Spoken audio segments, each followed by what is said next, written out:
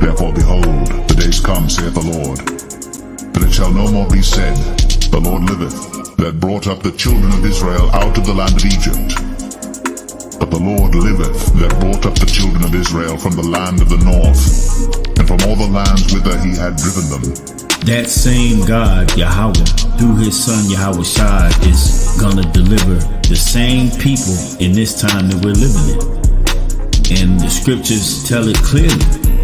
If your eye has been opened to see these things, there's no way no other nation can make it into our kingdom, which is the kingdom of Yahweh Shai. There's no way. They're going to be servants. But thou art an holy people unto the Lord thy God. The Lord thy God hath chosen thee to be a special people unto himself, above all people that are upon the face of the earth. The Lord did not set his love upon you, nor choose you, because ye were more in number than any people, for ye were the fewest of all people. But because the Lord loved you, and because he would keep the oath which he had sworn unto your fathers, hath the Lord brought you out with a mighty hand, and redeemed you out of the house of bondmen, from the hand of Pharaoh king of Egypt. You can totally see it.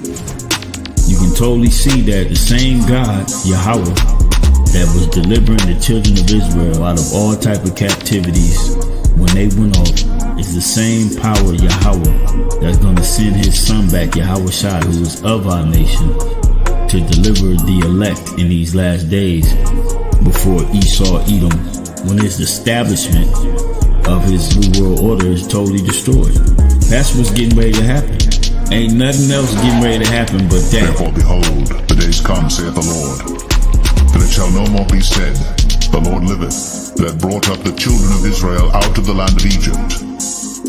But the Lord liveth, that brought up the children of Israel from the land of the north, and from all the lands whither he had driven them.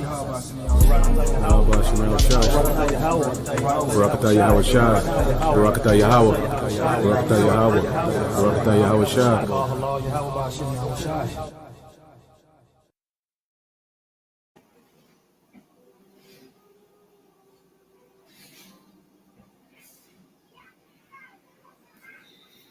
Shalom, shalom, Israel. All praises to Yahweh Ba'ashem Yahweh Shai. All praises to Yahweh Ba'ashem Yahweh Shai Ba'ashem Kadash.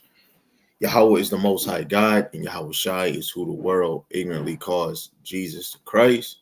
Rakakadash in the Paleo Hebrew is the Holy Spirit, and double honors to the apostles and the elders in Great Millstone who've been ruling well through the Spirit, teaching His word and believing this word.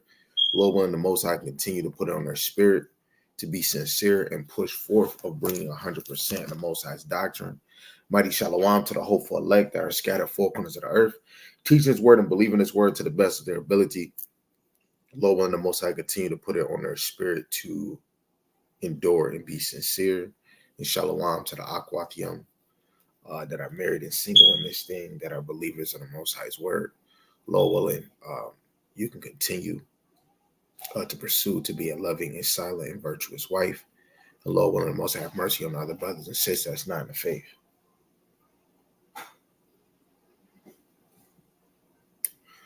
So, right, this is part 5 of Romans 11. The old branches are the new branches grafted in. You know, it's a lot going on in the world. Chaos, wars, prophecies being fulfilled. You know, but I didn't want to.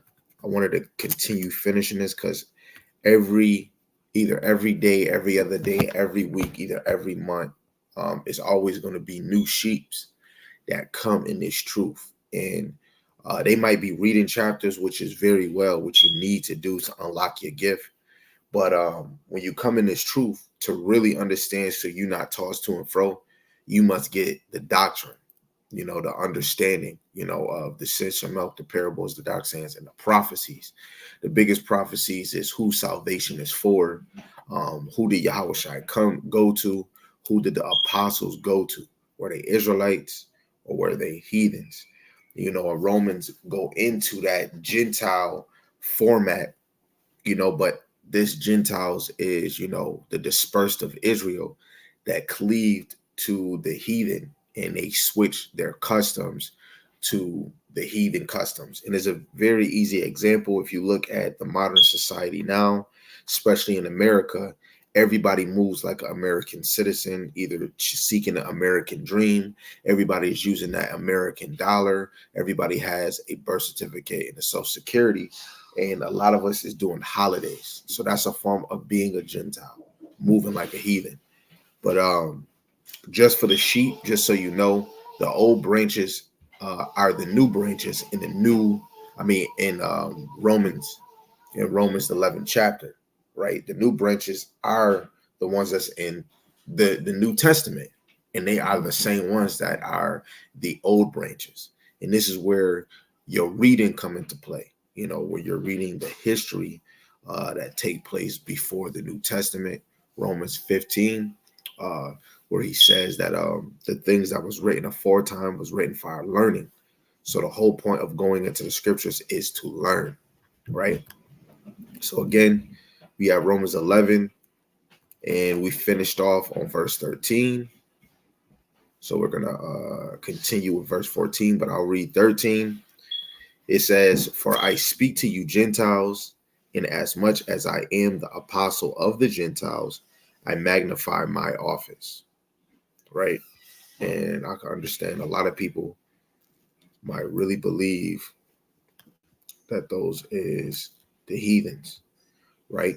But if we was just talking about in the first verse that Israel is not cast away, this whole chapter has nothing to do with physical Gentiles, of the other nations. This is ethnos, Gentiles.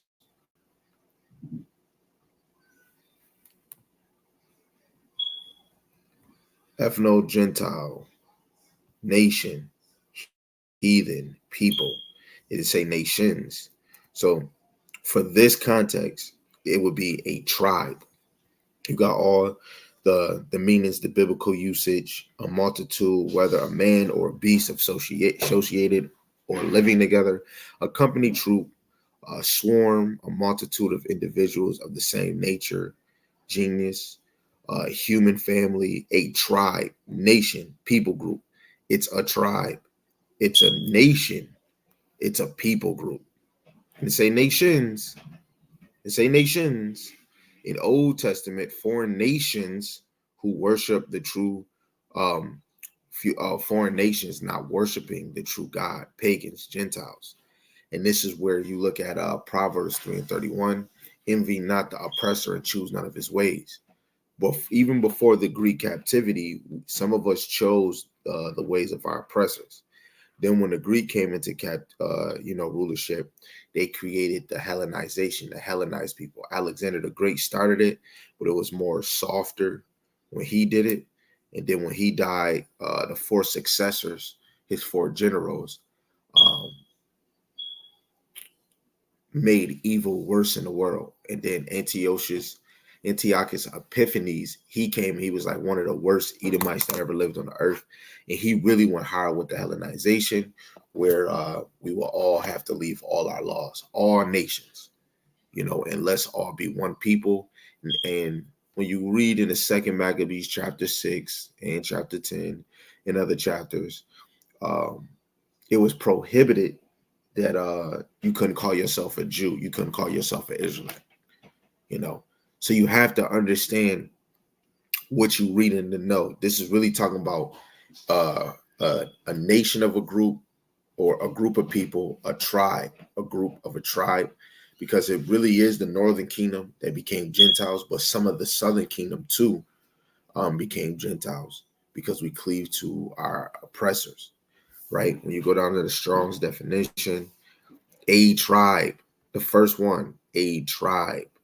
Wait, it said a race as of the same habit, a tribe, especially a foreigner, a non-Jew, because there's no such thing as Jewish, one usually by implication or pagan.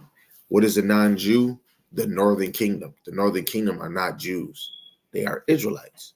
And that's why I said, when you go to 2 Kings, the 17th chapter, the northern kingdom first cleaved to heathen customs. Even when you look at Jeroboam, when he didn't want to take the northern kingdom back to Jerusalem to do a sacrifice, he created a calf, I think 2 calves, and said, hey, this is what got you out of Egypt.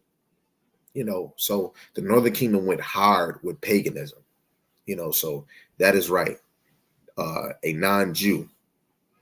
Other nations is non-Jews too, but the Northern Kingdom is non-Jews too. So that even proves it even more.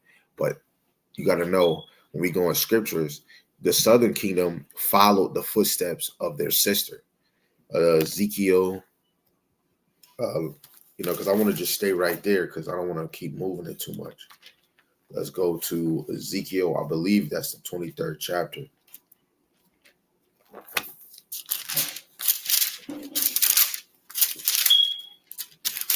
Let me see.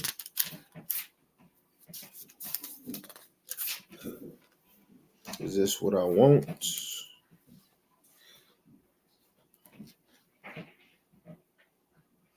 Okay, yeah. This is this is Ezekiel 23, verse 1. It says, the word of Yahweh came again unto me, saying, Son of man, there are 2 women, the daughters of one mother, and they committed whoredom in Egypt. They committed whoredoms in their youth. There were their breasts pressed, and there they bruised the tates of their virginity, right? The virginity, because Israel only believed in one power, which was Yahweh Shem Al Shai. You see in the Strong's definition, right here, it says a foreigner, non-Jewish, one usually by implication pagan. So they were into paganism, right? So even when you go into Revelation, the 14th chapter, it says 144,000 wasn't defiled by women. They were virgins. Virgins because they didn't commit idolatry into other beliefs, right? Verse 4, it says, in the name of them were Aholah, the elder, and Aholabah, her sister, and they were mine, and they bear sons and daughters. Thus were their names. Samaria is Aholah, in Jerusalem, Aholabah. So it's you got the Northern Kingdom, Aholah, in the Southern Kingdom, Aholabah. And it says, Aholah played the harlot when she was mine, and she doted on her lovers, on the Assyrians, her neighbors, which were clothed with blue, captains and rulers, all of them desirable young men, horsemen riding upon horses. Thus she committed her whoredom with them, with all them that were the chosen men of Assyria, and with all whom she doted, with all their idols. She defiled herself, neither left she her whoredoms brought from Egypt, for in her youth they laid with her, and they bruised the breast of her virginity, and poured their whoredom upon her. I'm going to just go to verse 11, because I just want to show you how the Northern Kingdom and the Southern Kingdom, they both fell into paganism too. Verse 11, it says, and when her sister Aholabah saw this, she was more corrupt in her inordinate love than she, and in her whoredoms more than her sister in her whoredoms. She doted upon the Assyrians, her neighbors, captains and rulers, clothed most glorious horsemen riding upon horses, all of them desirable young men. And when I saw that she was defiled, they took both one away. Right? I want to see if it's going to keep going.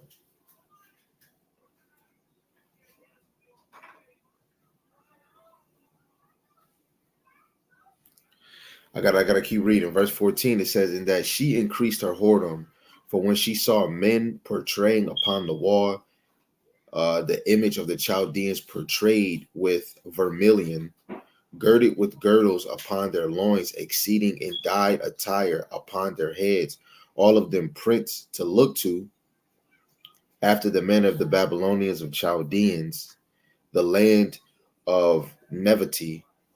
And as soon as she saw them with her eyes, she doted upon them and sent messengers unto them, unto Chaldea. And the Babylonians came to her into the bed of love, and they defiled her with the whoredom.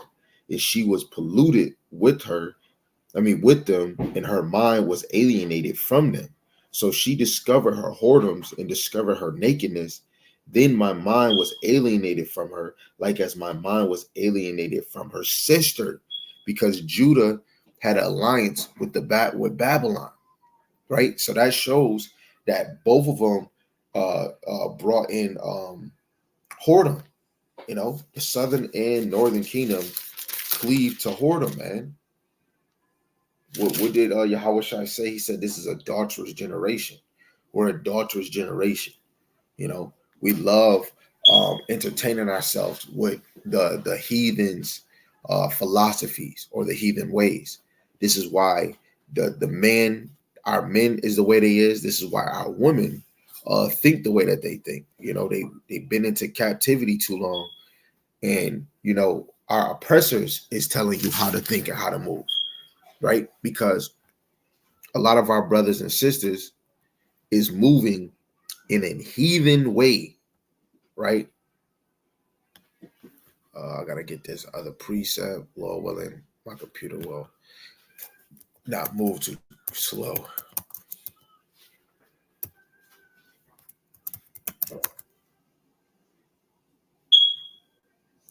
I'm going to Proverbs, the 3rd chapter, because I keep paraphrasing and quoting it. This is Proverbs chapter 3, verse 31. And we did exactly the opposite of what the scripture says. This is Sirach. This is Proverbs 3 and 31. It says, envy thou not the oppressor and choose none of his ways. Choosing none of his ways is not choosing his philosophies. That's the first and foremost. That's the first thing, and you got to know, sometimes even our oppressor is worshiping money. What do our brothers and sisters do? Worship money. We envy the oppressor where our oppressors would do anything to get money. Look at Jake. We chose the way of the heathen, and we'll do anything to get money. I did anything to get money. I will serve your grandmother crack or heroin. I did that. This is not about me, but it's just showing that our oppressors had no regard of person or old or young. What kind of mindset are you going to have when you selling a drug that can kill you, and you selling it to grandmas, you selling it to kids? You gotta be heartless. And who is heartless? Let me just get this real quick, because I can already see the computer glitching. Dang, I already forgot what I was about to get. The computer is glitching, so it kind of caught me off guard. Right? We don't want to choose none of our oppressor ways.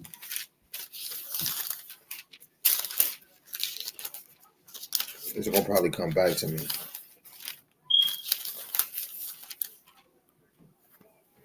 Don't choose none of your oppressor ways. So I kind of forgot the precept because I got so many precepts in my mind just for that one precept. So let's not envy the oppressor and choose none of his ways, which when we look at America and look at ourselves, we are becoming like the heathen in this nation. So back now, I already gave you the cheat code on the Gentiles. We don't have to drown this. So now you understand that this Romans is talking about Israelites. So now, just like Elder Tahar and many other people that outside of the apostles and the elders, you have some people, let's get context. Like the elder always shows, even when you go into the context, this will hurt y'all even more. This is a letter. And even when we deal with Romans, the 1st chapter, Paul is still speaking to the children of Israel. That's as far as you could go when it comes to context. So going back to the first verse, just to show you, it says, Israel is not cast away. It says, I say then, have the Most High cast away his people? God forbid, for I also am an Israelite, of the seed of Abraham, of the tribe of Benjamin. So damn near from 1 all the way to 12, this is going into, just to make sure, because I titled each one of them different, right? Yeah. So from 11 to 12, it goes and kind of into the remnant remains. A remnant remains, like Isaiah 1 and 9. And then when you go to like 11 to 24, it goes into like the new branches are grafted in. And verse 25 to 36 is kind of going into the Most High's covenant with Israel. So this whole chapter is dealing with Israel. So now we got more of an understanding of these Gentiles is either a tribe, a nation, or a group. Really somebody that are non-Jews, right, following paganism. And we can't take off the notion that some of the southern kingdom walked into the ways of the Gentiles too, right? And even some of us that came in this truth, if we was to look at it, we were walking in Gentile ways because we were doing holidays, right? But through the Spirit, whoever comes back in this truth and you doing this work, whatever your mission, if you was the elect, you were never a Gentile. You were probably doing the ways of a Gentile. But it's a lot of our brothers and sisters that's still holding on to the ways of the Gentiles, right? But now since we got 13, let's read 14. It says,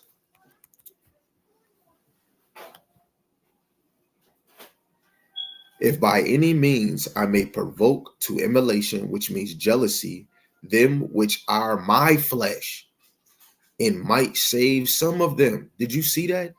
If by any means I may provoke to jealousy, emulation means jealousy, them which are my flesh. That's like thinking of Adam, what would they say? Bone of my bone, flesh of my flesh, right? He said, jealousy of them which are my flesh and might save some of them. In the NLT, it says, for I want somehow to make the people of Israel jealous of what you Gentiles have, so I might save some of them, right? You see how it switch it? It says emulation, them which are of my flesh in the KJV. And the NLT, it goes back to that word Gentile. So now that we have the confirmation, which in the KJV, they switch it to let you know this is the trick bag, this is the mystery. Why couldn't they use Gentile again from the 13th verse and just say emulation of them which are Gentiles? It might save some of them, because the Lord wants you to understand. This is how you know. It's very the Lord will reveal this to the ones that are simple, the ones that's going to get it. And then when you see it, look how easy it is to get it.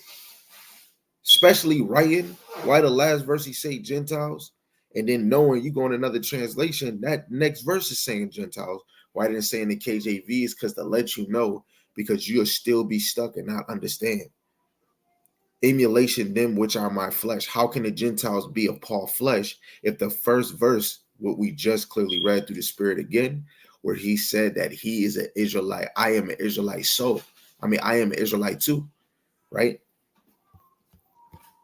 What did he say? He said that have God cast away his people? God forbid, for also I am an Israelite.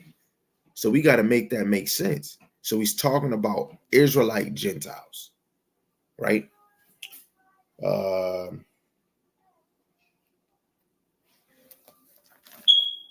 it's hot. Because my phone will be glitching.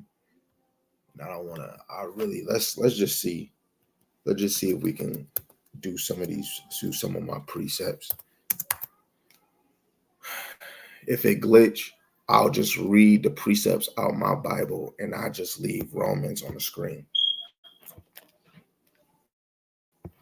So this is 1 Corinthians.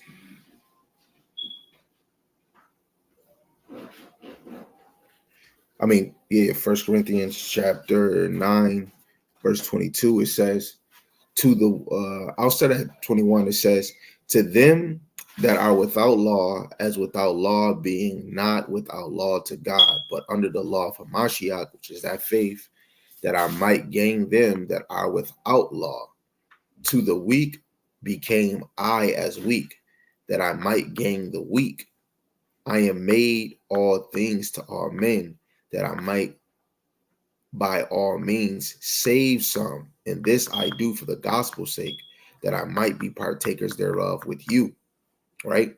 And he said, what he said? He said, to the weak became I as weak, that I might gain the weak. Who are the weak? The Gentiles we just read about, because they're weak in their faith, And what he said, but not under the law.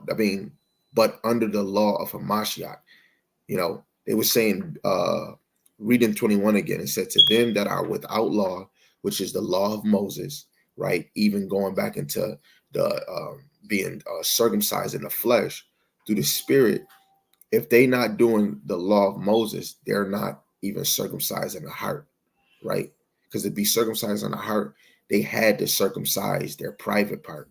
When the northern kingdom left away from the southern kingdom, they wasn't following the circumcised of the flesh. So this is why even when we go in the New Testament, the Lord is always persistent in being circumcised in the heart, the foreskin of your heart. So he says, but under the law of Hamashiach, that I might gain them that are without law, So what is the law under the law of Hamashiach? It is faith, right? And who is weak in the faith of Hamashiach? The Gentiles. Let's just see if we can get like a cross reference for this. See what they going into. Yeah, they probably not going into what I really want. Oh, there we go. Romans 2:14, it says right here. It says, for when the Gentiles, which have not the law, do by nature the things contained in the law, these having not the law are a law into themselves. What Gentiles is right here, which have not the law, but do by nature the things contained in the law. Who is these Gentiles? Because we understand in 2nd Ezra, the 3rd chapter, 34 down, that none of the other nations kept his precepts. We understand that the law in Psalms 147, 19, and 20, the law was only given to Israel. So how can they do nature the things contained in the law? Make it make sense for me and you, right?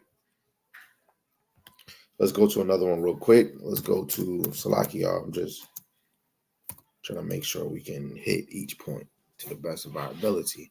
This is 1 Timothy chapter 4 and verse 16. I'll start at 15. It says, meditate upon these things and give thyself wildly to them, that they profiting may appear to them. Take heed unto thyself and unto the doctrine. Continue in them, for in doing this thou shalt both save thyself and them that hear thee. Right? That's why we must continue in the same doctrine that was given from Moses all the way down to John the Revelator, all the way to Abba Bivens, all the way to Elder Tahar. But it got better and better and more clear. But when you really look at all the apostles and the prophets, the evangelists and the teachers in the scriptures, none of them contradict one another, let alone if they had a vision or a prophecy. Some of them was probably bringing out the same prophecy, but more deeper. Just like what the Lord told Esdras, Daniel brought out the same vision, but your vision is going to be deeper. Basically, Ezra didn't bring out the same prophecy of Rome like Daniel did, because the Lord gave him a further interpretation. You know what I'm saying? Brothers is not probably having the same, but they might have it further. He might have it in this part, or he might have it this part. You see Isaiah, he speak about Babylon, but when you really think, you see he's talking about modern Babylon. Then you see Jeremiah talking about the actual ancient Babylon, but then in some cases really talking about the future Babylon, Ezekiel and Daniel. They're all saying the same thing, but for different moments, dealing with the present and the future. All praise to Yahweh Shem Yahushai. Lord willing, you get this, man. Right? Unto the take heed unto thyself and unto the doctrine, knowing that what is part of this doctrine? Going to the Gentiles. And who is these Gentiles? The ones that walk that are not in their customs. Because when we go to, I think it's Jeremiah 4, if I'm not mistaken. If it's not, that is Isaiah 65. But let's see if this is it. Yeah, this is it. Jeremiah chapter 17, verse 4. And thou, even thyself, shalt discontinue from thy inheritance, that I gave thee, and I will cause thee to serve thy enemies in the land which thou knowest not, for ye have kindled a fire in my anger, which shall burn forever. What is that heritage? It is the law, statutes, and commandments. You know, we got removed. We got removed from that. You know, so now when we look at what is it, Baruch, the the fourth chapter, 28, it says our mind went astray. Now that we return, seek him 10 times more. You have to seek him 10 times more. When you reading, yes, you seeking his face. And then after you build up the faith of believing in this and you knowing the Israelites, now you have to seek out the doctrine, the breakdowns. You got to understand the mysteries within the mysteries. You know what I'm saying? And the Lord put those little secrets only for the wise, you know? So, yeah, back to Romans.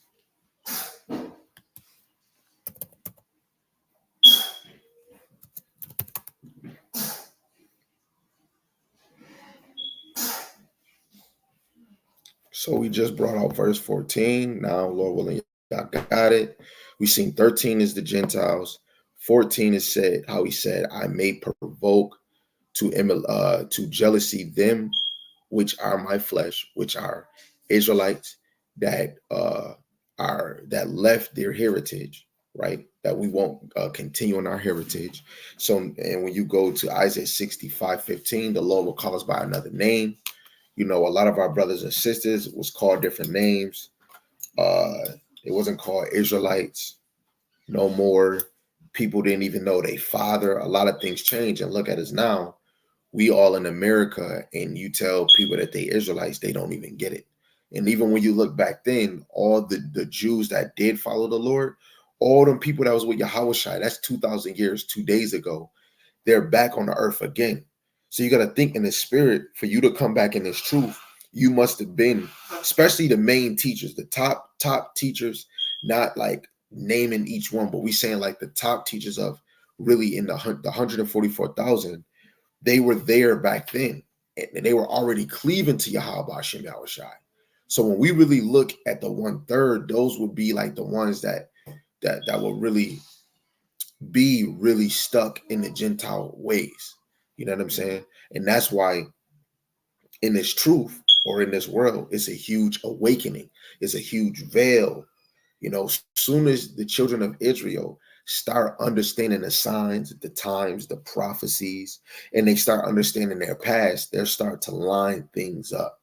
You know, right now, people's too worried about spring and summer.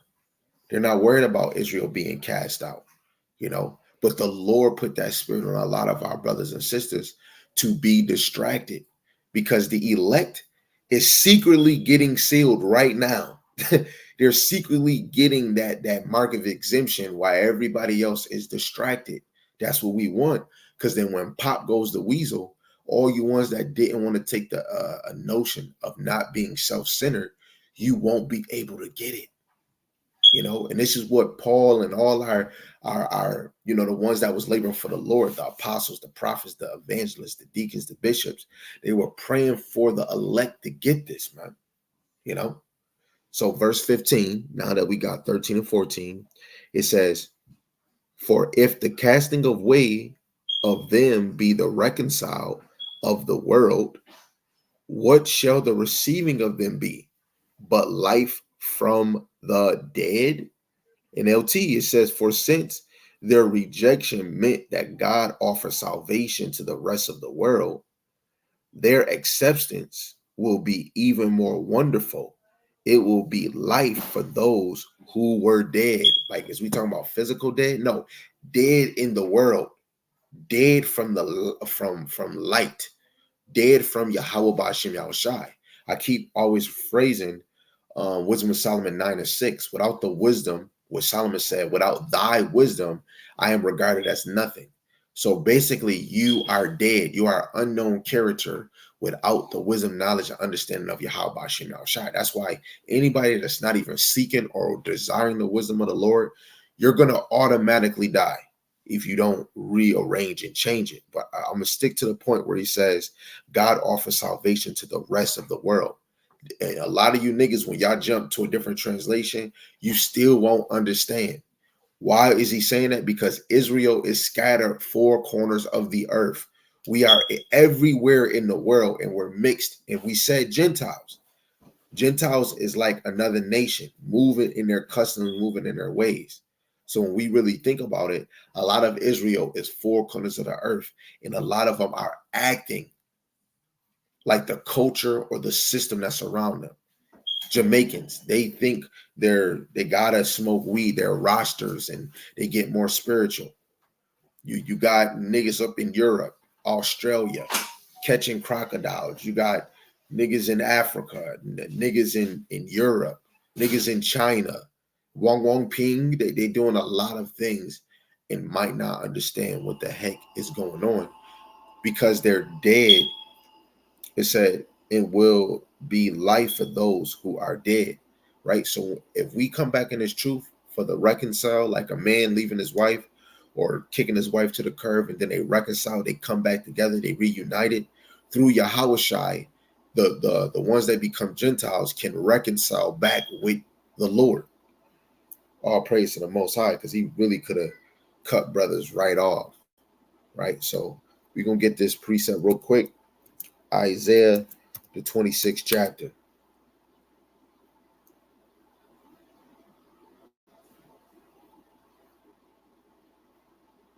Just Isaiah, the 26th chapter, verse 16 to 19. It says, Yahweh in trouble have they visited thee. They poured out a prayer when they chastening was upon them.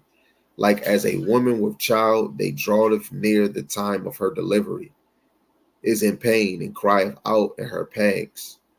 So have we been in thy sight, O Yahweh. We have been with child.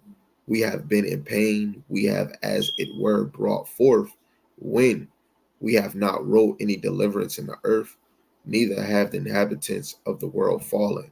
Thy dead men shall live together with my dead body shall they arise. Right, talking about the cross. Awake and sing, ye that dwell in dust, for ye dew is as the dew of herbs, and the earth shall cast out the dead. Come, my people, enter thou into my chambers, and shut thy door about thee. Hide thyself, as it were, for a little moment, until the indignation be overpassed. Right, and we're gonna already hide ourselves in that indignation when the Lord beam us up in the chariot. But to go back where it says, "Dead men shall live," think of Ezekiel the 37th chapter, the valley of dry bones. Think of Lazarus. Lazarus is the example of Israel. You know, who can bring you back to life? Yahushai, which Lazarus is like a reflection of the of the resurrection. We died in Yahushai. What did he say? He said, together with my dead body shall they arise. You know, Yahushai died, you know, and he rose again. So our as in, you know, being a Gentile with a heathen mindset, when we come back in this faith, we put the old man on the cross with Yahushai and we raise back in the resurrection.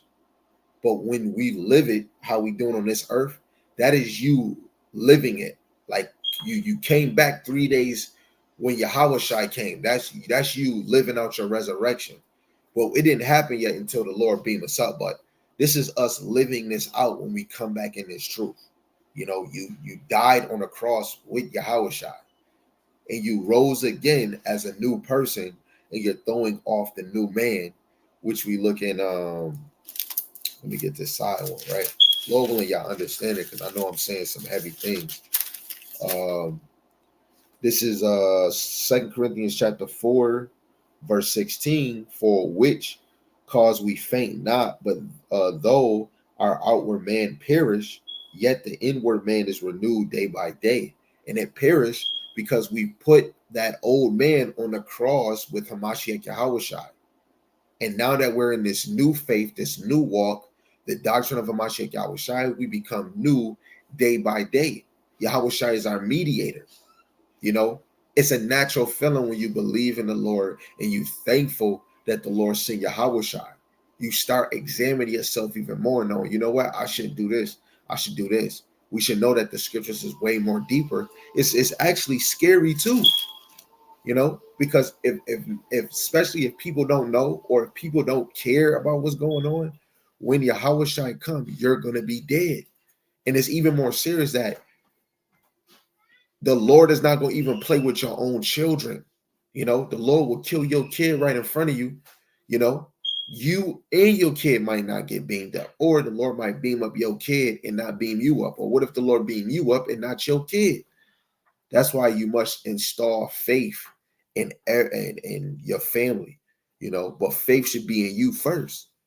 You know, we were dead men, dead women, and the Lord brought us back to life. And anybody that's not calling on the name of Yahweh Shem Shai, walking with a sincere heart, you are still dead. You are one of the characters in Michael Jackson, the Thriller. You niggas is dead doing the Thriller dance. You know, wake your ass up. Romans 13:11. Right? So let's go back to Romans. Lord willing, y'all got that. We'll read verse 15 again. Yeah, we'll read verse 15 again. You know, Romans 11:15. It says, for if the casting away of them be the reconcile of the world, right?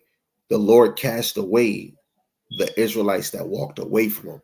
He didn't cast the Gentiles because the Gentiles can come back in faith. So who is he talking about that he cast away? He cast away the northern kingdom. He cast away anybody that turned their back from him, right? And they can be reconciled through the faith in Yahweh Shai, not reconciled back because of the law, right? They just for corresponds like a reference. They went back to Romans 11:1 that he didn't cast away his people, right? And what did we read? He say, if the casting away of them be the reconciler of the world, and we understand the remnant, he didn't cast away. So he must have cast somebody else, which we're going with the northern kingdom, right? And then even with verse 2, God have not cast away his people, which he foreknew. So who is the ones that he foreknew? If most of the southern kingdom he's talking to, most of the southern kingdom is his ministers now. So he is talking about the northern kingdom that he foreknew. What ye not what the scriptures saith of Elias, how he maketh intercession to the Most High against Israel, saying, right? And then going back to verse 11 and 12, this is to show you, even off the precepts we brought for these verses, to show you that these is a disperse of Israel. Verse 11 and 12. I say then, have they stumbled that they should fall? God forbid. But rather through their fall, salvation has come unto the Gentiles. And this is going to be a new, improved Israelites. And then it goes even further, because when we come all the way to America, damn near a lot of Israel seem to be Hellenized or become Gentiles. But really in the spirit, the ones that was fully walking with the Lord back then, they came back on the earth. Maybe their mother and father wasn't teaching this word, and they had to come back whenever the Lord put it in their script. 24, 22, 28, 33, 40, 50, whatever time the Lord said you was going to come back to this faith, you was going to automatically come back, especially the men that are really teachers. You were already in this thing, you know. But for the ones that might not be teaching, they might be the ones that's those real Gentiles that we feed it. It's really deep on how that sound. But when you reading this now, it's men that are teaching this that are fully walking with the Lord, that are Jews. You know what I'm saying? And the rest that they're speaking to that are Gentiles is really the northern kingdom. But when you read in between the lines, like Pharisees making man customs, traditions of men, doing certain things, that is certain ways of heathen movement. Especially you thinking of money. Oh, Caesar is our king. That's just like a nigga trying to vote. That's almost like a Gentile way, Gentile customs, man. You know, and then it grew. And look at us now in America. You can't tell me it's a lot of Gentile niggas, a lot of Gentile Israelites, until we break that veil off and come back to the truth, right? Just had to say. So Israel, the ones that's in this faith back then, was going to be jealous because of these Gentile Israelites get to come back in this thing, right? And if they didn't come back, it would have just been the southern kingdom, right? So verse 12, it says, now if the fall of them be the riches of the world, and the diminishing of them the riches of the Gentiles, how much more of their fullness, right? Now, if the Gentiles were enriched because the people of Israel turned down the Most High's offer of salvation, right? Because when we look at it, said the people of Israel turned down the Most High's offer of salvation. Because when you look at some of the southern kingdom, look at the Pharisees and Sadducees, they didn't want to accept Yahushai because Yahushua was a burden. Psalms chapter 118, which is the classic of the builders. Who is the builders? The head of the church. Like right now, we have new builders. And I believe they solid, starting with Elder Tahar.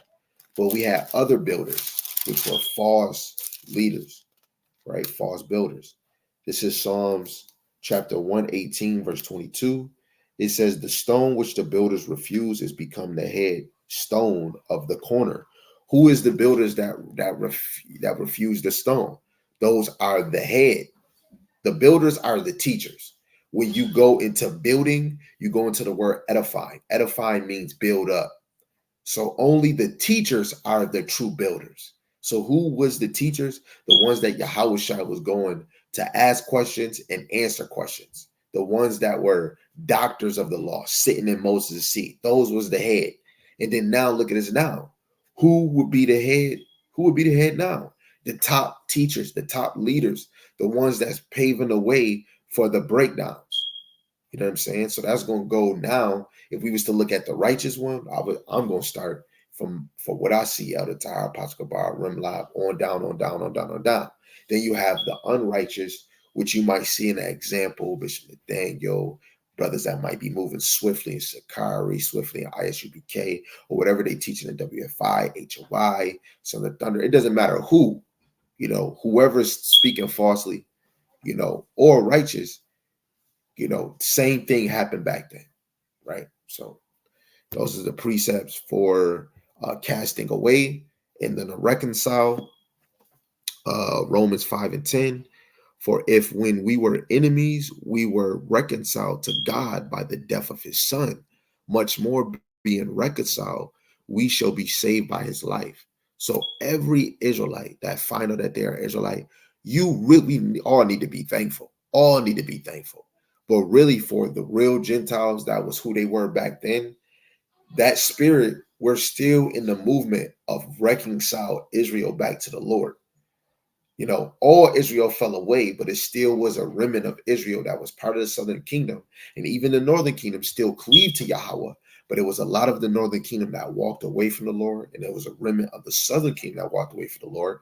And we can't say that that's not true, because look at us in America, where that time, all of us through the spirit had to wait for Abba Bivens, like John the Baptist, to come back and be the messenger to pave the way before Yahushua come back. It all had to happen again. So we're reconciled. The elect men, the real teachers, are teaching his word to reconcile the elect back to the Son of the Most High, right? And that's already happening because the death of his son. So the reconcile is already happening as soon as Yahushua laid his life down. When Paul, Peter, all the apostles did what they had to do, as soon as we touched America, the game already was happening. It just had to bloom when Abba Bivens did his walk. And now we in 2024, man. Look how far we came. The Lord is working.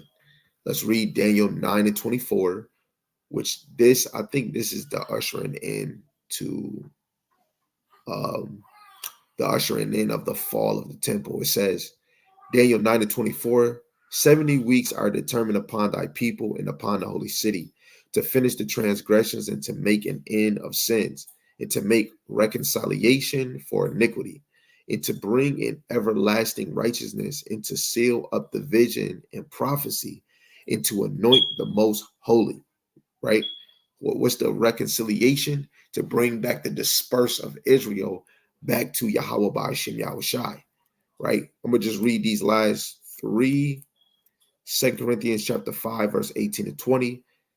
And all things are of the Most High, who have reconciled us to himself by Hamashiach Yahushai, and have given to us the ministry of reconciliation. That's what this ministry is about, reconciliation, bringing you back to Yahweh Shem Yahushai. Jeremiah 32, verse 33 is bringing you back into this, is making you turn your face back to the Lord, turn your back where your body is facing the Lord, right? Verse 19, to wit, that the Most High was in Hamashiach, reconciled the world into himself, not imputing their trespasses unto them, and have committed unto us the word of reconciliation, right? So when Yahushua first touched down on the earth as a baby, when, and then he grew in stature, and then at the age of 12, asking and answering questions, men that are doctors of the law, Luke, the 2nd chapter, that right there was already reconciled the world, which is the world of Israel, back into the bosom of the Lord. The last verse, now then we are ambassadors of Hamashiach, as though God did beseech tell you by us, we pray you in Hamashiach's stead, be ye reconciled to the Most High. So that's a scripture for you. Every day be reconciled to the Most High. Get back and thinking on the Lord. You know, we were entwined with Yahweh Shema Shai in our past life. Everything. When you got food, call Allah Yahweh Shem Yahweh. Got a job, call Allah Yahweh Shema Shai. A good day, call Allah Yahweh Shema. It was a good harvest, call Allah Yahweh Shema Shai. A beautiful Shabbat, call Allah Yahweh Shema Shai. The feast day, call Allah Yahweh Shema Shai. Your enemy is trying to persecute you, and then something happened to him. You know, David had to feel some type of relief hearing that Saul got killed. Of course, it hit him like, damn, that's the anointed. But now you ain't got to run no more. Yeah, the enemy that try to pursue you, he called on the Lord, and the Lord always protect them in every moment. You know, be reconciled to the Lord, right?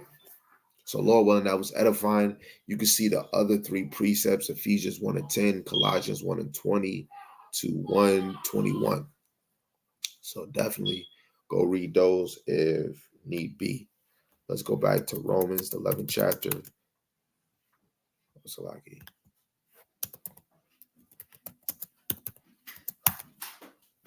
We can go to Romans, the 11th chapter.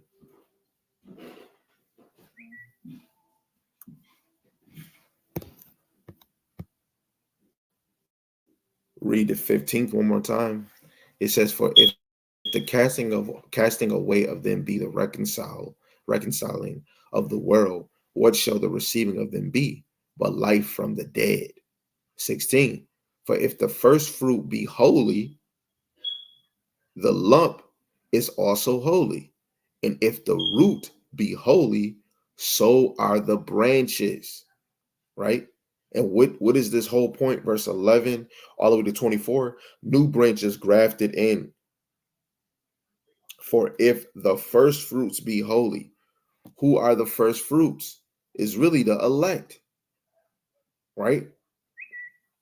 Reading that in the NLT, it says, and since Abraham and the other patriarchs were holy, were set apart, their descendants will also be holy, just as the entire batch of dough is holy, because the portion given was an offering is holy.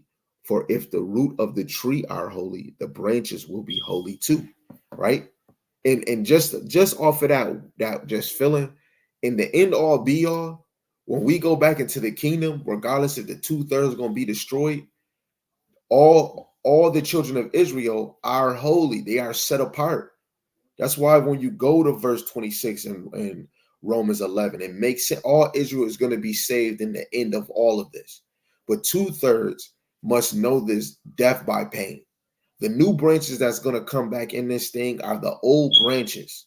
They're the old branches. They're just new because they had to circumcise their heart. They had to come back and believe in Hamashiach Yahushai, coming back into believing in Hamashiach Yahushai, you know. So what it said, the patriarchs from Abraham and the other patriarchs, they were holy. That's just looking at it as the elect, Those are the first fruits, right? And the rest of Israel, they're going to come back. They are branches.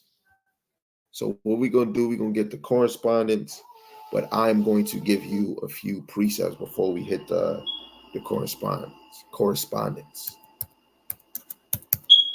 Let's go to Leviticus, the 23rd chapter, and let's read verse 10.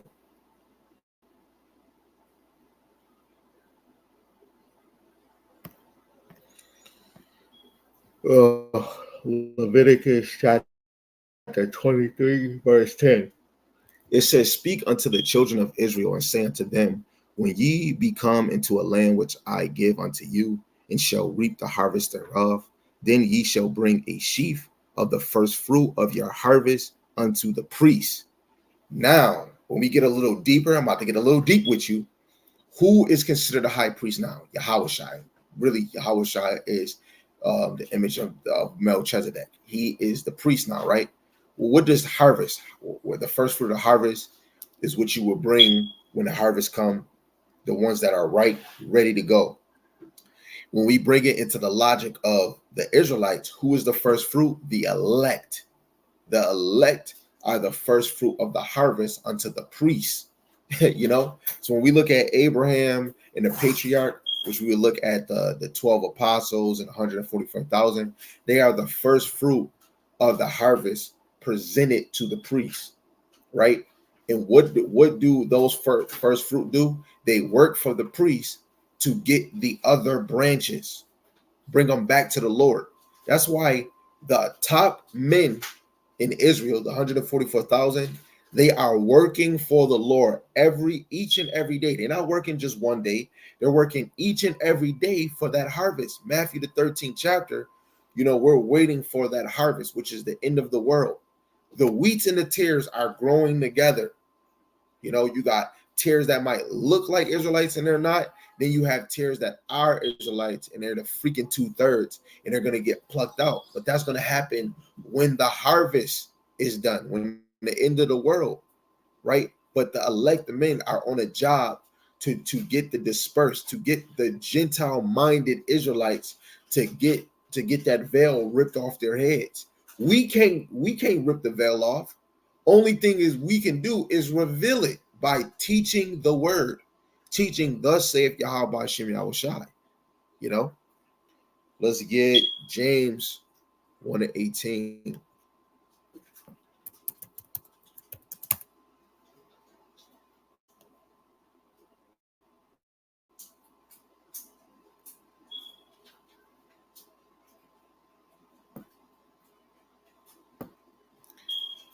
This is James chapter 1, verse 18. I'll start at 17. It says, "Every good gift and every perfect gift is from above, and cometh down from the Father of lights, with whom is no variableness, neither shadow of turning. Of his own will begot he us with the word of truth," which is Yahushai, "that we should be a kind of first fruits of his creatures." Right? We should be the first fruits. But you got to understand there's levels to this. It's an elect within the elect, right? The 144,000 is the elect within the elect, right? Or the chosen within the chosen is really the 144,000, the 1/3. But who really is the first fruit of that elect that get beamed up? It's the 144,000 that haven't been defiled. So the ones that haven't been defiled, the 1/3, they've been defiled. That's why the 144,000, they must teach. They must teach so that the other branches can come back to the fold. But when they come back to the fold, they're going to become new, because we can't come back in this truth and be the old us. You have to throw away the old man, the old conversation, right? Lord willing, that part was edifying. So let's go back to Romans 11 chapter. And where was we at? Yeah, let's read 16 again and let's get the correspondence. Let's see the reference that they got on here. Cross reference. Let's see the cross reference that they got. So reading again, verse 16, it says, "For if the first fruits be holy, the lump is also holy. And if the root be holy, so are the branches." So Exodus 22, verse 29, "If the first fruits, thou shalt not delay to offer the first of the ripe fruits and of thy liquors. The firstborn of thy sons shalt thou give unto me." So who would be the first fruit of Israel? The 144,000. That's why even symbolically, when we look at First Samuel, the first chapter, when Hannah, she didn't have a child, the spirit is having me bring this back up again. She asked the Lord for a son. And he said, if you give me a son, I'll give him to you and he'll be yours.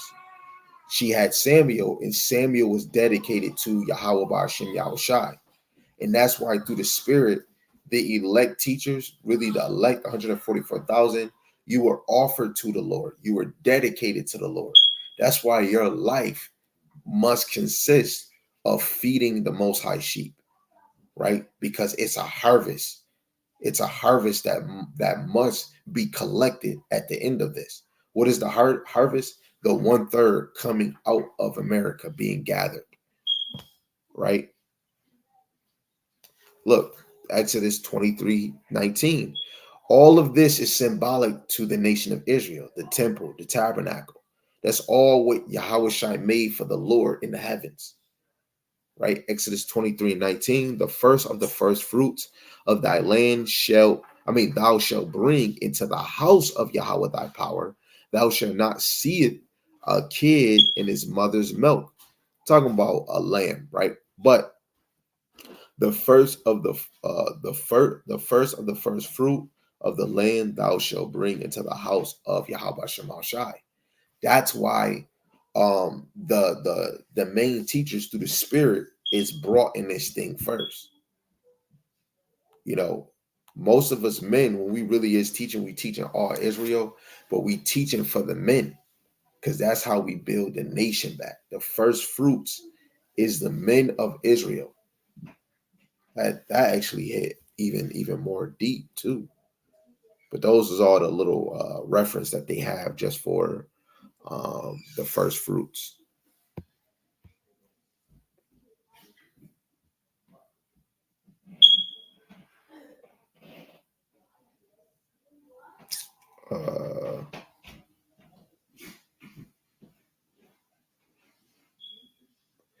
This is Genesis 17:7. It says, "And I will establish my covenant between me and thee and thy seed after thee and their generations for an everlasting covenant, to be a God unto thee and to thy seed after thee."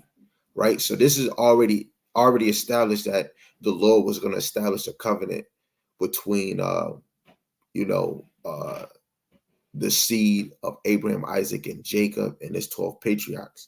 Regardless, whatever way that we went, because you got to even think the Lord could have destroyed us in the time of Moses, but Moses pleaded on our behalf, and the Lord didn't destroy us.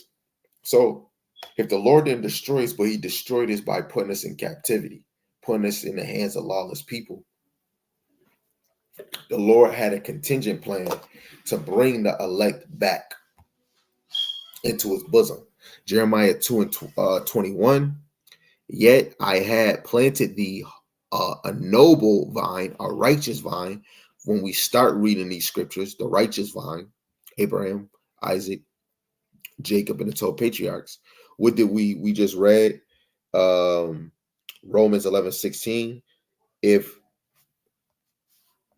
we'll read in the NLT, it says, "Since Abraham, which is the first fruit, be holy, Abraham and the other patriarchs were holy, their descendants will also be holy, just as the entire batch of dough is holy, because the portion given as an offering is holy. For if the roots of the tree are holy, the branches will be holy." Right? And what is our roots? Abraham, Isaac, and Jacob. And then you have the patriarchs, right? So the Lord planted a noble vine from the ancient Abraham, Isaac, and Jacob, the 12 sons. Wali, a right seed. How then art thou turned into the degenerate plant of a strange vine unto me? How did we become a strange vine? Is because we had too many lovers, which we read in Ezekiel. We can go to many more scriptures, but Ezekiel 23 show you we went to many lovers. You know, whenever we got oppressed, we started to like the captivity. We started to like the heathen in their customs.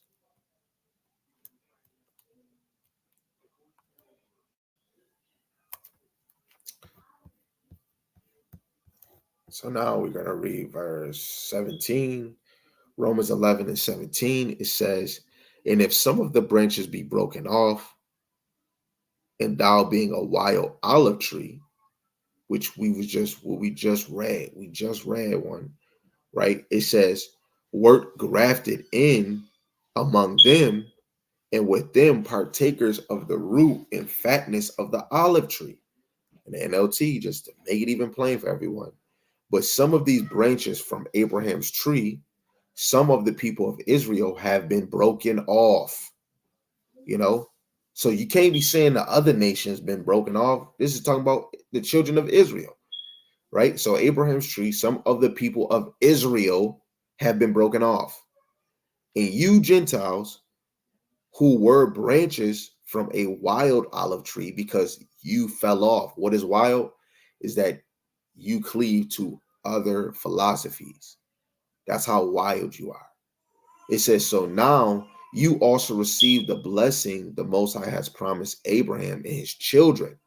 So this all goes all back to the promise the Lord gave to Abraham and his children, sharing in the rich nourishment from the root of the Most High special olive tree. When we go back into Deuteronomy, he says special olive tree. I'm just going to stick with that word special because there's only one nation that I remember that's considered special. This is Deuteronomy. Wait, is this? Yep, it's Deuteronomy chapter 14, verse 2. For thou art a holy people unto Yahweh thy power, and unto your Yahweh have chosen thee to be a peculiar people unto himself above all the nations that are upon the earth. When Israel was a whole, we were a peculiar, a special people above all nations upon the earth. So nobody else can be special. And what he said in 17, them partakers of the root and the fatness of the olive tree. When we read in the NLT, it showed that the root of God's special olive tree, set apart tree. You know, you want to be a part of the Most High special tree, right? And I'm gonna have to give y'all a few of these precepts.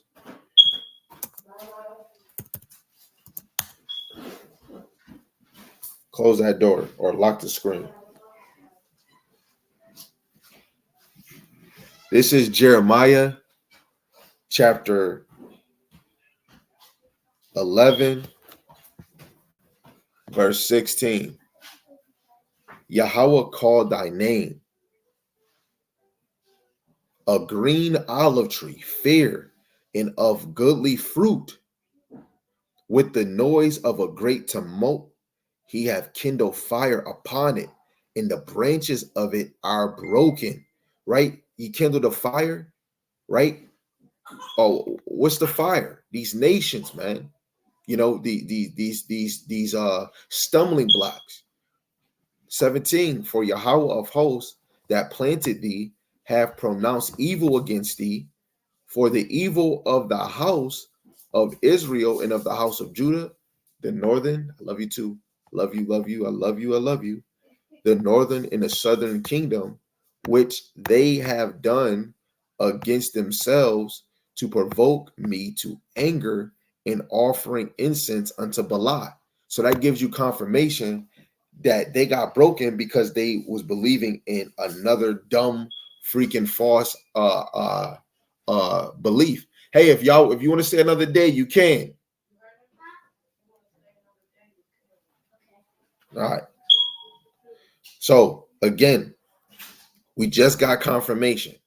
The ones that became Gentiles, they were branches that were broken off because they were offering incense unto Baal.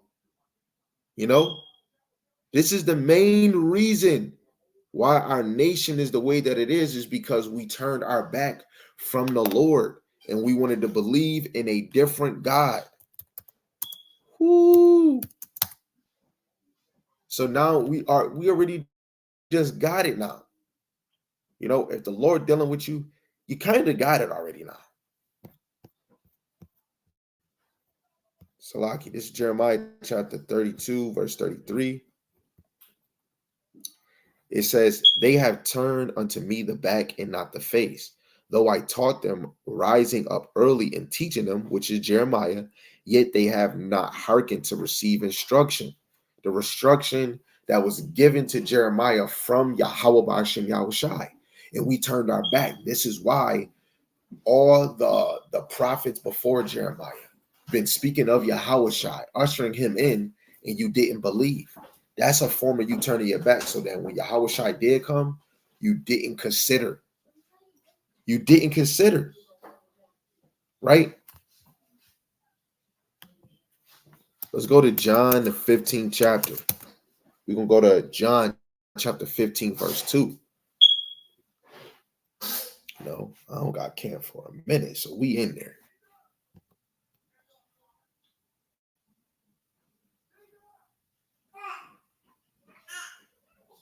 Dang, I'm getting more notifications. The Republicans voting for a bill that could make the Bible illegal. Let me say it again for y'all. Republicans at the U.S. House, I think Capitol, anti-Semitism on college campus. Okay. The Republicans voting for Bible. I mean, the Republicans voting for bill that could make Bible illegal. Famine of the word is coming very soon. Lord willing, today at camp, you're going to see brothers. We're going to most likely be bringing that out too. Famine of the word coming. Israel haven't been cast out. Israel is about to get this even more. If that right there is a sign, that means the elect is they're getting sealed. They must have already sealed, right? They have to be sealed already. Because when the famine of the word come, it's over. They said that people are going to be going to and fro looking for the word and won't find it. The breaches is about to be closed, right? St. John chapter 15, verse 2, it says, every branch in me that beareth not fruit, he taketh away. And every branch that beareth fruit, he purgeth it, that it may bring forth more fruit, right? Who's the one that's really bringing fruit? Is going to really be the teachers of Yahweh B'Hashem Yahushai.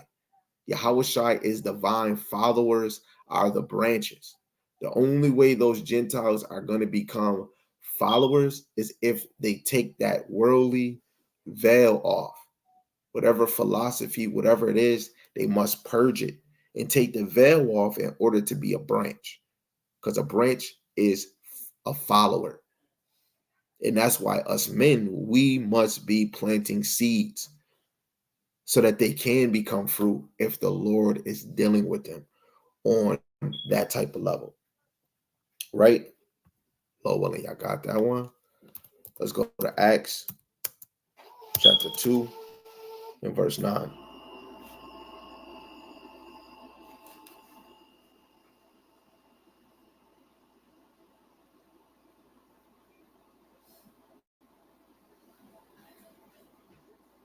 So now we are Acts 2 and 39.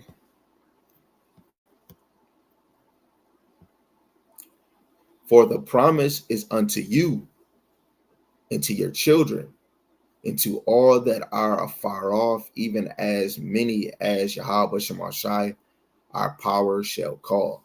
Right? That promise is unto you. And that promise, he's talking about the promise that was given to Abraham, Isaac, and Jacob. That's how you know all Israel is going to get saved. Because if all Israel is not going to get saved, it most likely will only be the southern kingdom. And you can't say that. That's why people can't mix in the other nations with Israel problems. Yahushua came down because of Israel problems. You know, the law was made to manage us, manage this flesh, manage us in this world. That law wasn't given to the nations because the Lord is going to give it to his firstborn. He's going to give it to his possession, which is Israel. Right? So let's get Ephesians 2:12.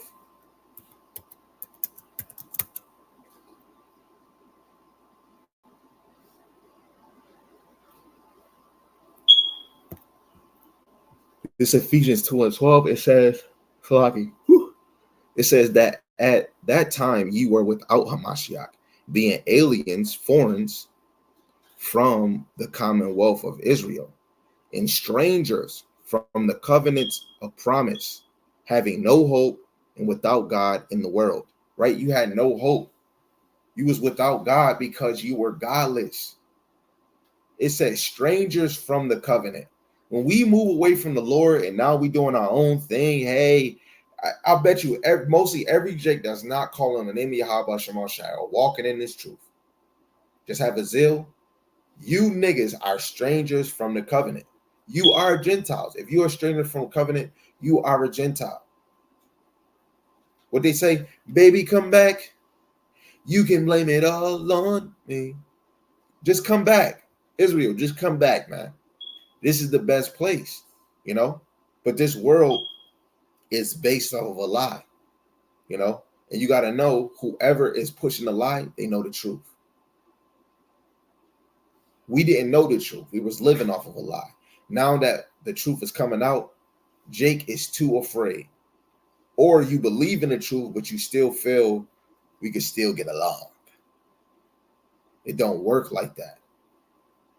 You know, be upset at yourself that you brought yourself so low that now we in this predicament. We supposed to be ruling. But a lot of y'all want to prolong this captivity. But none of y'all ain't going to be able to do it. You ain't going to be able to prolong the captivity because the elect is going to be sealed regardless, because the Lord already planted on us to cleave when that time was going to actually happen. So what a good day, what a good month, what a good year to be in the truth. So now I'm going to try to really just to go only to Romans 11 and 24. And then we'll just close out. And another video, I'll do verse 25 to 32. So Romans chapter 11, verse 18. So we got verse 17. Lord willing, y'all got it. It says, boast not against the branches, but if thou boast, thou bearest not the root, but the root thee. Right? Reading NLT for y'all. But you must not brag about being grafted in to replace the branches that were broken off. You are just a branch, not the root. You know, that's another thing. We shouldn't be boasting in this thing. I got in the truth, you did. It's supposed to be edifying. Like, brother, you see how I changed my life, and you still doing your thing.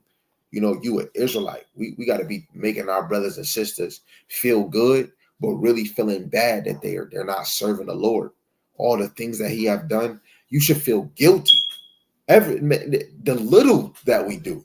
Because Solomon said he tried all the things in the world, and it was vanity and vexation of spirit. He tried everything outside the ministry. You know, it should stab you. It should hit you on your side when you're not really striving for your kingdom, for your crown, but you're too busy trying to strive for your crown here. You know, niggas is boasting. Oh, I got grafted. Oh, I came back in the truth. You know, that's not the spirit of the Rakakwadash. And if I ever get that spirit, I gotta rebuke that now. And it's beautiful. We just brought that out. Just because I got in, I'm not better than you. You damn sure not better than me. But what the Lord got me doing is better than what you're doing right now. Very plain. Romans chapter 11, verse 20. Well, because of unbelief, they were broken off, and thou standest by faith. Be not high-minded, but fear. That's the only reason why you in here, because of your faith. But don't be high-minded. You still got to keep that same fear. That's why just because I'm teaching, I still got to have fear at a higher regard. Now I'm teaching, the Lord can kill me like he did Hananiah in Jeremiah, the 28th chapter. Go read that for yourself. That's why watch what you're teaching out your damn mouth. Watch what you're saying. Don't boast up. Don't puff yourself up, right? Because the Lord can take it away and make you have a strong delusion. Romans 3:27, where is boasting then? It is excluded. By what law of works? Nay, but by the law of faith. You know, some brothers is boasting, but they're boasting off their works. Where is your faith at? Because if you really have faith, you would know, man, I'm just a babe. I'm just now getting in this, right?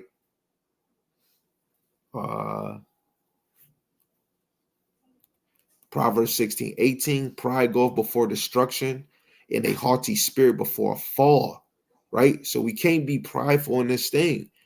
You know, we got to be thankful that the Lord allowed us to come in this. He probably chose you outside of your mother and your father. But what you do is you work on yourself to be the light. So when you might be around your family members, that light can shine and they can ask you a question, they can cleave. And if they don't, maybe they might not be at that number. And it's supposed to hit you like, damn, my people, right? Romans 4:16, therefore, it is of faith that it might be by grace, to the end the promise might be sure to all the seed, not to that only which is of the law, but that to that also which is of the faith of Abraham, who is the father of us all. So just because I might be rehearsing the law and you might not be rehearsing the law, you can just have faith in, yo, man, his name is not Jesus, it's Yahushua. And then we, the Israel, just you coming, you didn't do no work. You just coming off of the faith of the name, the faith that you could be an Israelite, the faith through these prophecies. And you, oh man, I got to change my life. And it ushers you to change the people you're around, the thoughts you have, the things that you might deal with right there. And then you taking steps to following the law, just in the spirit, you know? But this is St. John 10:16, and then we'll go back to Romans.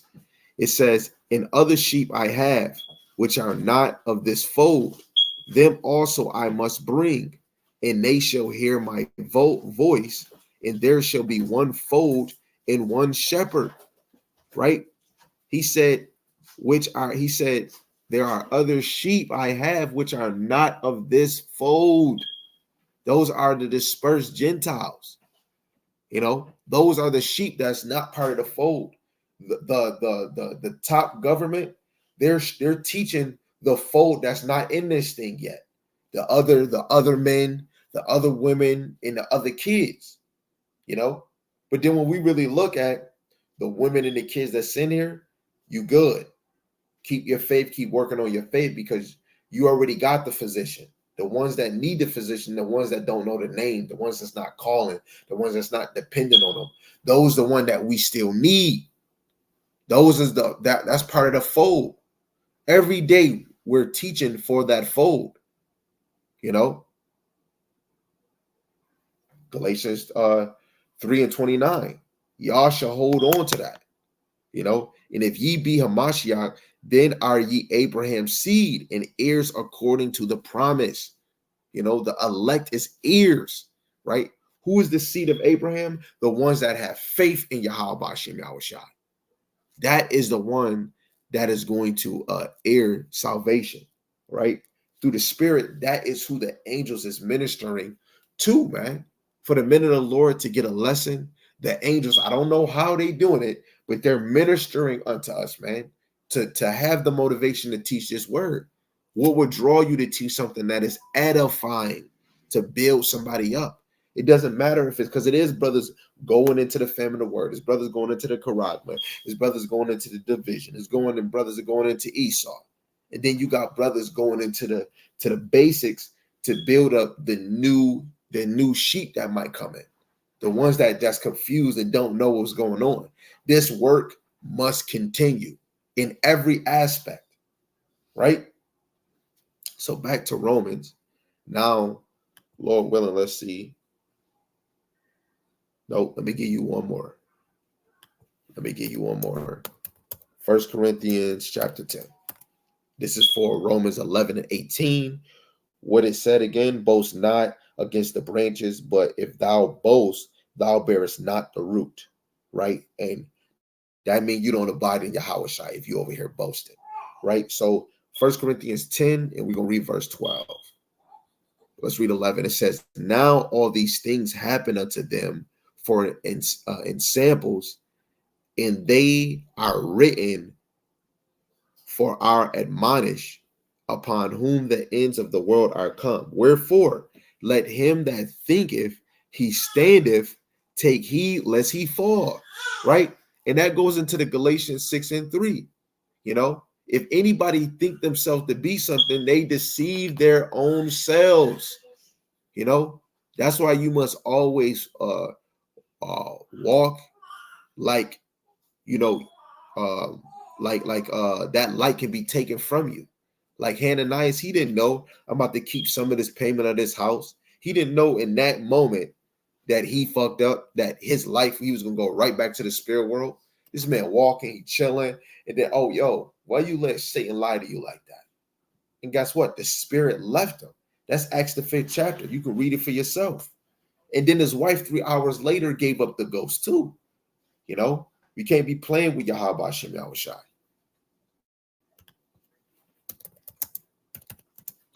Back to Romans, the 11th chapter, reading verse 19.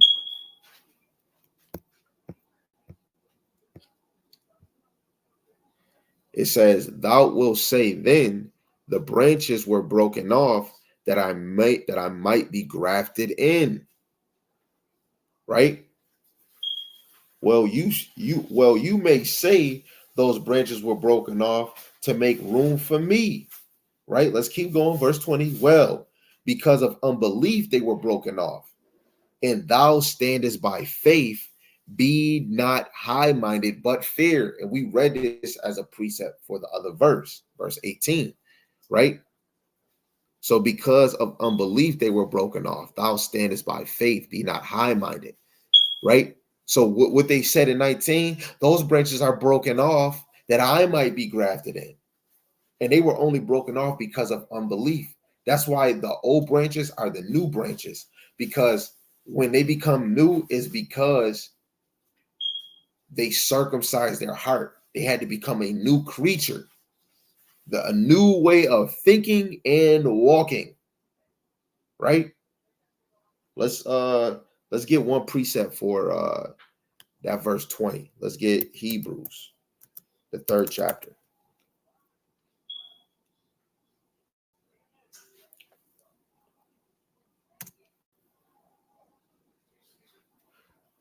This is Hebrews chapter 3, verse 19, and it reads, so we see that they could not enter in because of unbelief. Wait, let's start at 18.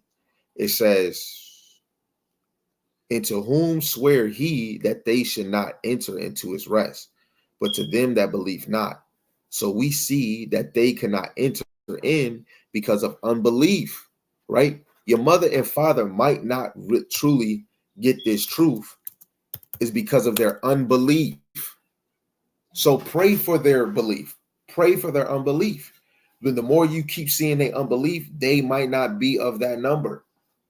This is why I make it important that I make sure I'm praying for the elect first and foremost, that the elect get this, that the elect grow in wisdom, knowledge, and understanding. The same thing that Solomon asked for. I want all of us to have that wisdom and knowledge, so that every time when we do something wrong, we can always think of the scriptures. When we down, when we happy, when we want to teach the word, that we can think on Yahweh Shem Yahushai. A lot of people is not going to get this because they have unbelief in their heart. The Lord made their hearts harden. Everybody's not going to get this. That's why in the spirit, We have to always think about teaching the inward man. We're not teaching for the outward man. You're teaching for the inward man. You don't know what's going on inside of a man or a woman. So just teach the word, and a sheep is going to ask a question, or they just going to listen, and then eventually, bop, bop, boom, bing, bing. Romans 11, verse 21, it says, for if God spared not the natural branches, take heed lest he also spare not thee. Right? So the Lord didn't spare the natural branches. The northern kingdom and some of you little southern kingdom, you got cut right off. He didn't spare you. This is not bowling when you get a spear, you know? So how much more the new branches? If anybody F up, the Lord mean business. Let's see if we can get a cross reference on that. The Lord ain't gonna spare none of us, bro. Romans, let's see. They were broken off because it says some of the branches be broken off and being wild branches. 19, da da da da da. Let's try Romans 8 and 32. It says, he that spared not his own son, but delivered him up for all of us, how shall he not with him so also freely give us all things? Right? But he delivered him up for us all. The Lord didn't even spare his own son. How much more you think us? That's another thing when people are trying to use the other nation, using the other nation, you know, the other nation don't even have no tie to Yahushua. You know, Yahushua is an Israelite, and Yahushua is the father of all creations. And the Lord didn't even spare Hamashiach Yahushua. So it don't matter what type of title you got, apostle, elder, or prophet, deacon, teacher, son, the Lord is not going to spare none of us, man. The Lord is not even a respect of person. Jeremiah 25 and 29, it says, for lo, I begin to bring evil in the city, on the city which is called by my name. And should ye be utterly unpunished, ye shall not be unpunished. For I will call for a sword upon the habitation of the earth, saith Yahweh of hosts. What is that sword? The nukes. That's why 2/3 will be destroyed. They are not going to go unpunished. But outside of the ones that walked away from the Lord, that somewhere in your heart you truly believe, the Lord is going to bring you back to the fold with his elect teachers teaching. That's how you came back, because the Lord put it on the elect teachers to teach this word. Without the elect men teaching, you would have never grasped it. You would have never got it. Right? Jeremiah 49 and 12. For thus saith Yahweh, behold, they whose judgment was not to drink the cup have assuredly drunken. Art thou he that shall altogether go unpunished? Thou shalt not go unpunished, but thou shalt surely drink of it. You're going to drink of the wrath of the Most High. You know, the 2/3, they drunk of that same indignation cup. You know, they're going to get destroyed. And you're drunk off of whatever cup that they gave you. You know, and what did the Lord say? He said, Babylon is a golden cup in the Lord's hand. The 2/3 is drinking of that same dumbass cup. Right? What is it? Judges, the 2nd chapter, 14. You know, the Lord gave us the spoilers. That's why the 2/3, they're going to die, because the Lord put them in the right hands to be spoiled. So when he comes, they're going to be spoiled. This is Corinthians chapter 10, verse 1. Moreover, brethren, I would not that ye should be ignorant how that all our fathers were under the cloud and all passed through the sea. Right? The 2/3 fathers and the 1/3, the elect, all Israel was under the cloud in that day, and were all baptized unto Moses in the cloud and in the sea, and did all eat the same spiritual meat, and did all drink the same spiritual drink, for they drank of that spiritual rock that followed them, and that rock was Hamashiach, and they still couldn't see it.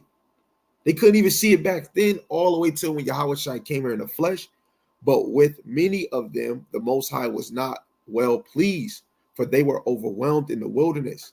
Now these things were our example to the intent we should not lust after evil things, starting with other beliefs, as they also lusted.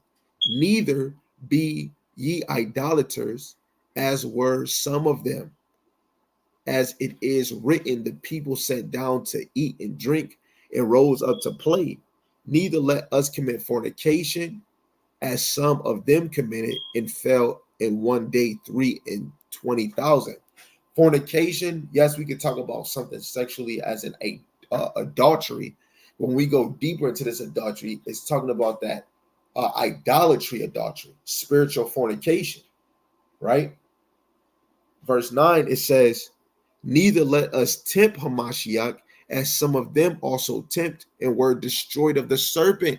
We tempt Hamashiach without even knowing or believing in Hamashiach. Neither murmur ye complain, as some of them also murmured and were destroyed of the destroyer. That's why get your mental and your spirit ready now, because when all chaos happen, there's going to be a lot of Jake that's going to be complaining. Oh man, I wish America can go back the way it was. You saying that out your mouth, that's going to be your doom. That's going to be your ruin. Now, all these things happen unto them for ensamples, and they were written for our admonish, upon whom the ends of the world are come. Wherefore, let them that thinketh he standeth take heed, lest he shall fall. So anybody that feel that they can be high better than anybody, you didn't get beamed up like Elijah, you didn't get beamed up like a knot. Humble yourself. Humble yourself down. Be like the dude on the right side of Yahweh Shai saying, Lord, please forgive me. In your kingdom, please let me be with you. And he told him that he was going to be with him in paradise. Be that man. Take accountability for your action. Don't be like the other dude proud. Hey, you say you're the son of man and get yourself down from here. Nah, be humble.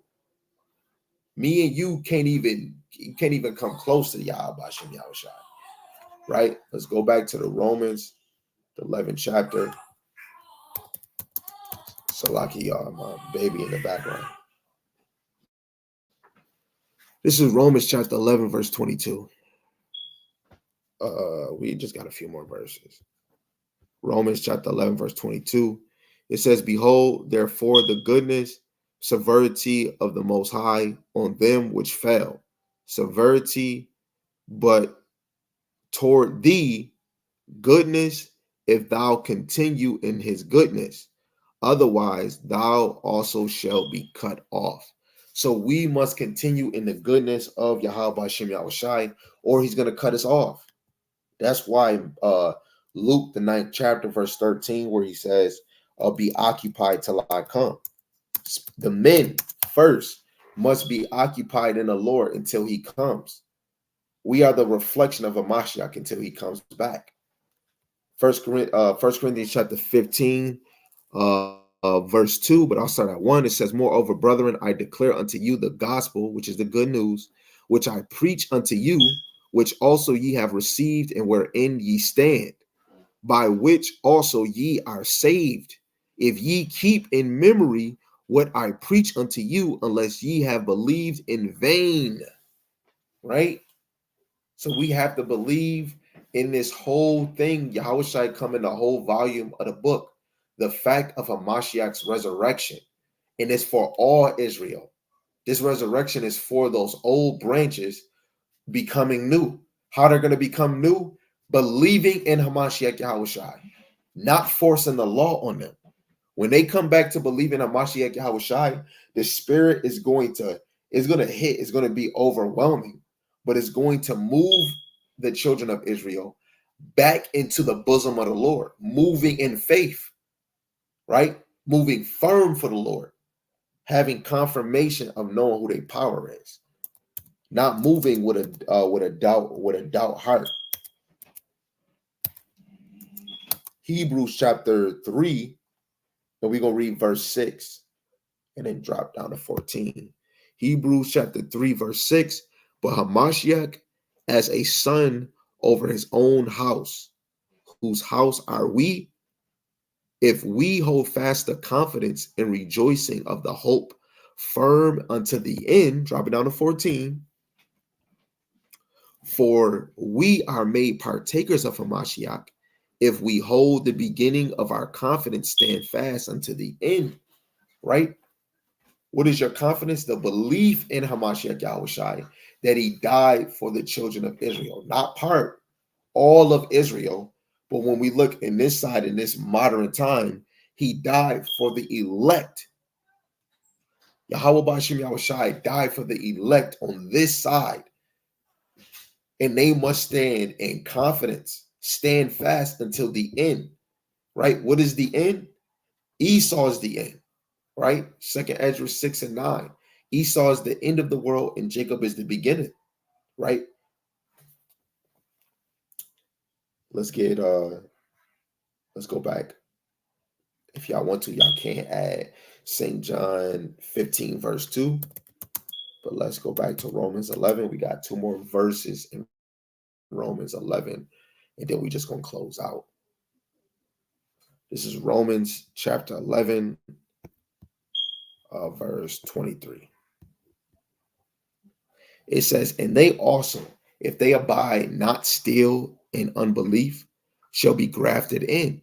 For the Most High is able to graft them in again, right? The Lord is able to graft them in, just like the Lord is able to have a favor. The Lord is going to graft in true believers, right? Men and women that are sincere for his truth. Again, this is 2 Corinthians chapter 3, verse 6, who also have made us able ministers of the New Testament, not of the letter, but of the Spirit. For the letter killeth, but the Spirit giveth life, right? So in this truth, this thing is giving life. Hold on. I think I got another one on the hush hush.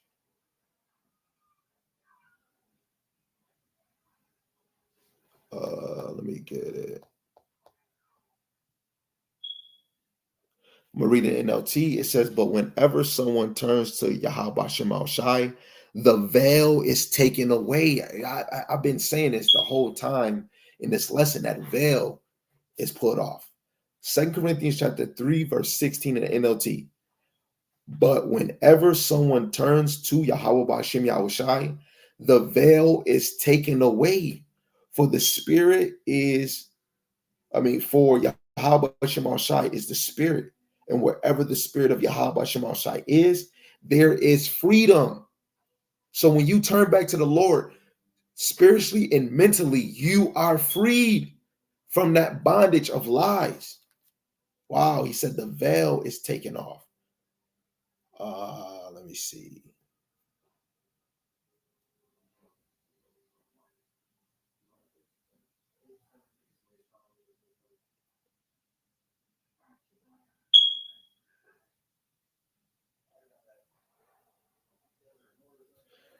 Dang.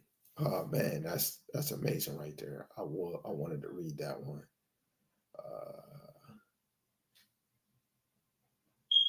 This is Deuteronomy 4 and 30. It says, when thou art in tribulation and all these things are come upon thee, even in the later days, if thou turn to Yahweh thy power and shalt be obedient unto his voice.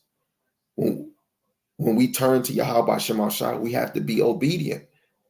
Soon as you try to be obedient to the Lord, veils is getting taken off. Limitations 3 and 40. Let us search and try our reins and turn again to Yahweh. The Lord is the one to try our reins. What is that? Jeremiah chapter 17, verse 9. The Lord searches the heart, he tries the reins and give every man according to his ways. Going back, Romans chapter 11, verse 23, and they also, if they abide not still in unbelief, shall be grafted in, for the Most High is able to graft them in again. In the NLT, and if the people of Israel turn from their unbelief, they will be grafted in again, for the Most High has the power to graft them back into the tree, right? Zechariah 12 and 10.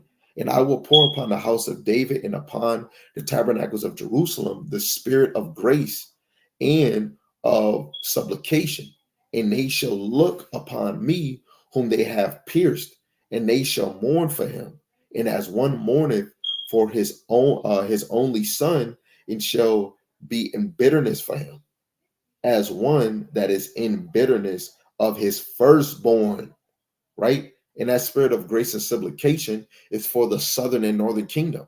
When we go to Amos, the Lord said he was going to rebuild the tabernacles of David. What is the tabernacles of David? The 12 tribes of Israel.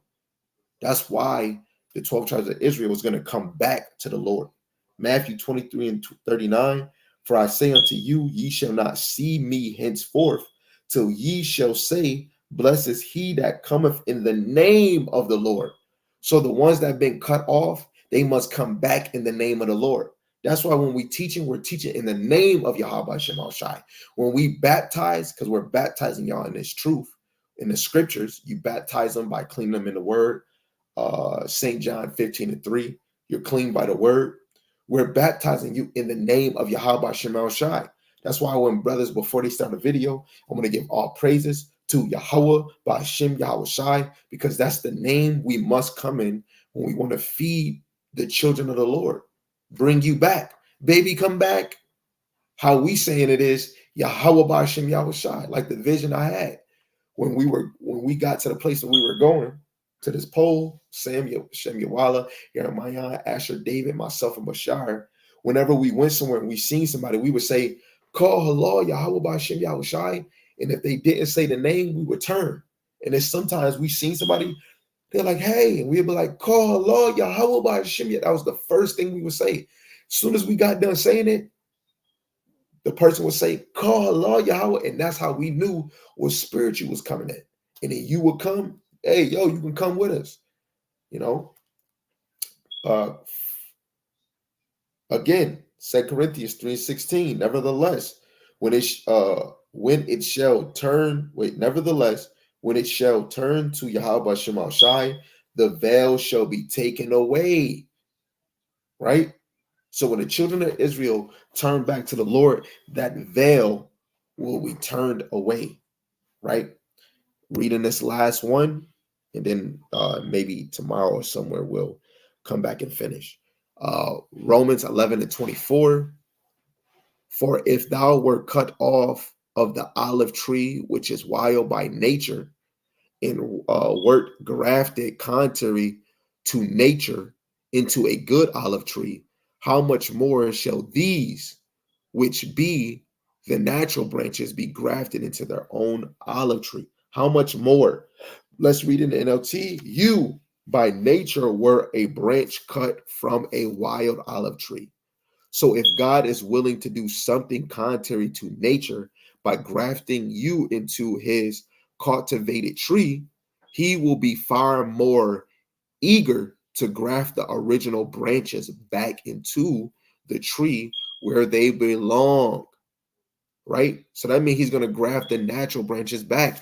That right there cuts all of us. If we want to say these are the other nations, these are Israelites. That's why the title says the new branches are the old branches grafted in. Right?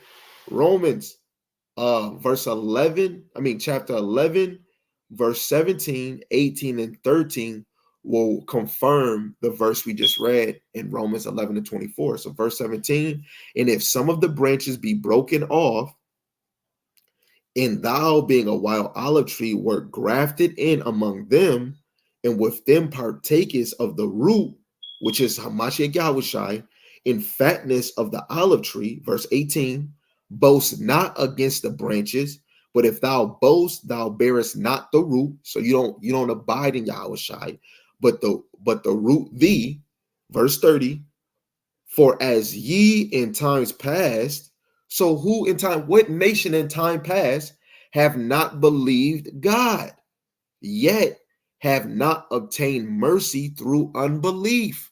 The other nations never believed. And we just read in a verse that they were the natural branches. So the Lord is going to graft these wild, bring them back in, and they're going to become new branches. The old branches are wild olive trees, and he's going to graft them back in, and they're going to become new. These other nations wasn't even old. They wasn't even old branches connected to the root. Only Israel that didn't believe in God because we left God. The other nations, they believed in God because of the power, but the other nations always went back to their vomit because Yahweh Ba'Shem Shai wasn't for them. You had gods like Nebuchadnezzar, he said our God and still made his own God. You had multiple people, the Philistines, they knew our God was going to defend us. They took our Ark of the Covenant in their domain and let it sit right near Dagon. Dagon destroyed it. Then they try to bring the Ark of the Covenant back. If they knew Yahweh was that powerful, why did the Philistines and all these other nations still come at us even more? Because soon as they the one moment your God is real, soon as they turn and go back their own way, it wasn't on their heart to serve our God. That's why when you read this Romans, you gotta know that this is dealing with Israel that walked away from the Lord and started moving like heathens.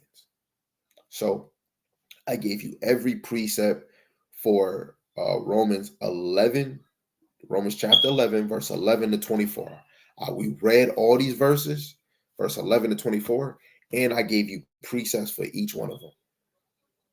It's time to come back to the Lord so that we can become a new branch. And if you're already a new branch, keep your foot on the gas and press towards the mark each and every day. And with that is your brother Adar Gabar. Till next time, shalom, shalom. Yahweh speak.